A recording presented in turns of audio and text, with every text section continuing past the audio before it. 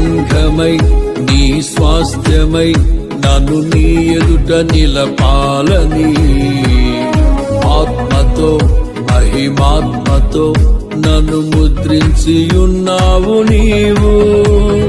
పరములతో ఫలములతో నీకై బ్రతకాలని తుది శ్వాస నీ సన్నిధిలో విజయం చూడాలని ఆశతో ఉన్నానయ్యా. కరుణించే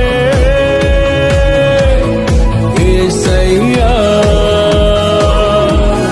నీ కోసమే నా జీవితం నిన్ను చేరే ఆశయం తీరాలని, నిన్ను చూసే ఆ క్షణం